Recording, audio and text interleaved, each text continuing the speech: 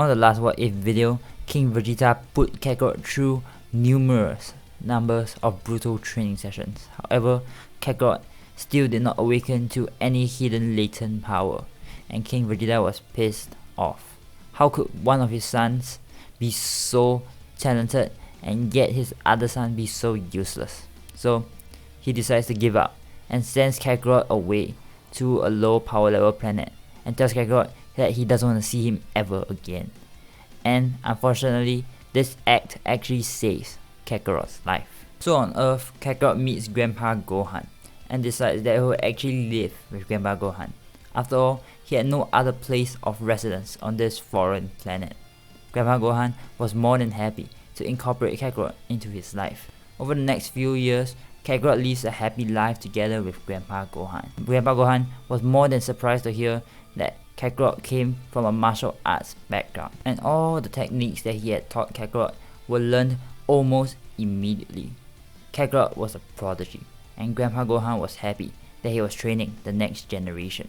One thing to note before I continue is that Kakarot never ends up killing Grandpa Gohan, as he is aware of the Great Ape transformation and thus avoids looking at the full moon at all times. So finally we move on to the start of Dragon Ball.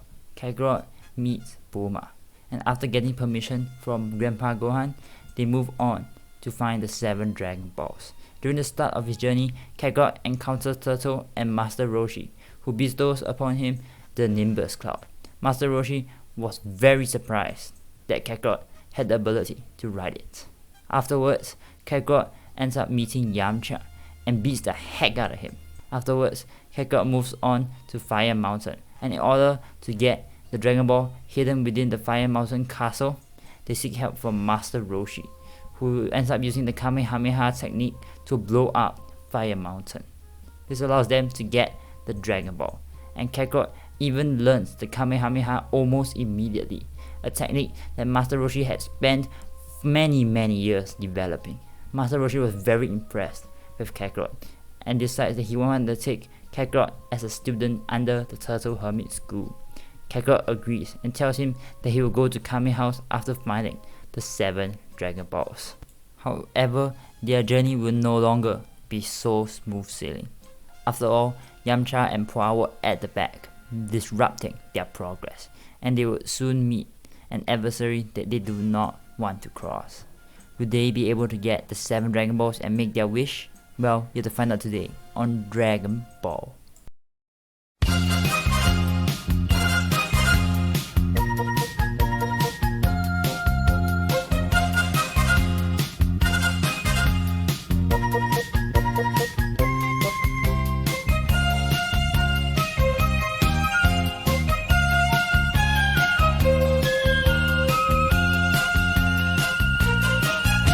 Before I continue on, however, I would like to talk about Kakarot's wish. The reason Kakarot had gone on a journey with Bulma was to use the Dragon Balls to fix his spaceport so he could check on planet Vegeta.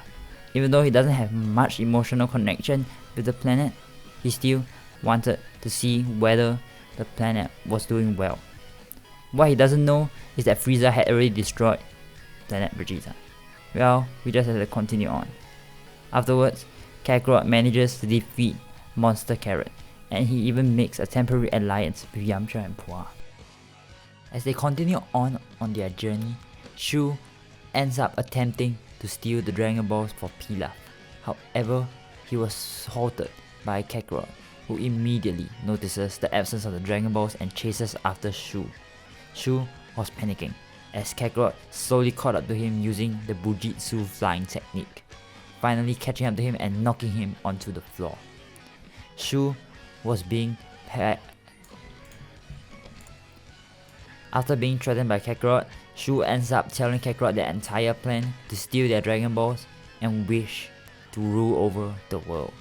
However, Kakarot knew that he would not let this happen, so he ends up blackmailing Pilaf using Shu, telling Pilaf to hand over the last and final Dragon Ball, if not he will kill Shu. This was a pretty effective technique, and Pilaf didn't want to throw Shu under the bus, so he just passed Kakarot the last Dragon Ball. Very unwillingly, but he had no other choice. Afterwards, they summoned Shenron, and as Bulma was about to make her wish, Oolong comes in and steals the wish, as usual. So, afterwards, we continue moving on to the next arc of the story, the training arc with Master Roshi. Bulma and Yamcha move away to live in the city, and they don't think that they need the Dragon Balls anymore, because Yamcha has gone over. That was terrible. Now we move on to the next arc of Dragon Ball, the training arc with Master Roshi. Kakarot uses the Nimbus Cloud to fly over to Master Roshi's house, paying greetings to Master Roshi.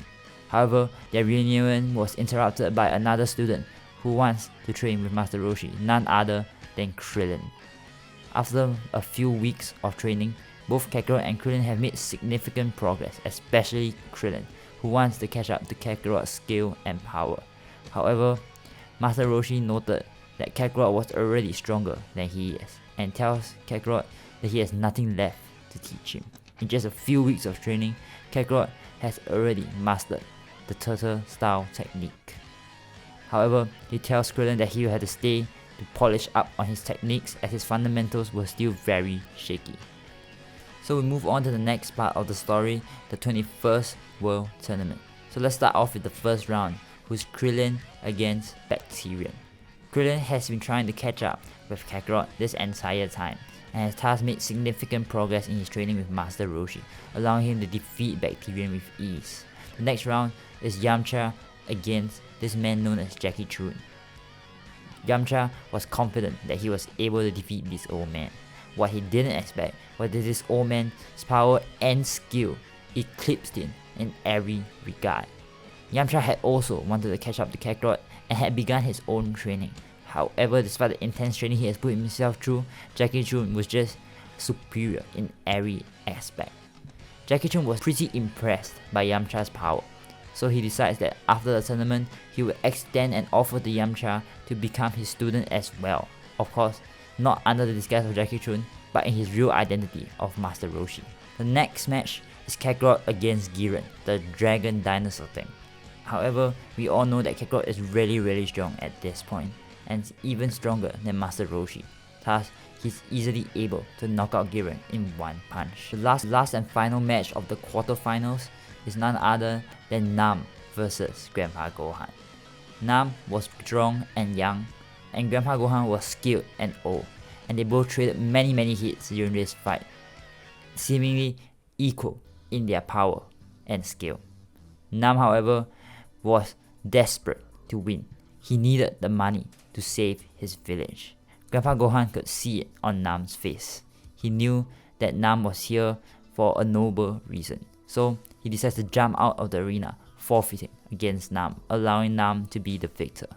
Nam wasn't very happy about this. He wanted to win in his own merit. However, Grandpa Gohan convinced him that he had forfeited because he was unable to keep up with him. Of course, that wasn't true, but Nam didn't need to know that. So, the first match of the semi-finals is Krillin against Jackie Chun. How will this match go, and how will the rest of the tournament go? Well, we have to find out on the next part. I'll see you guys in the next video.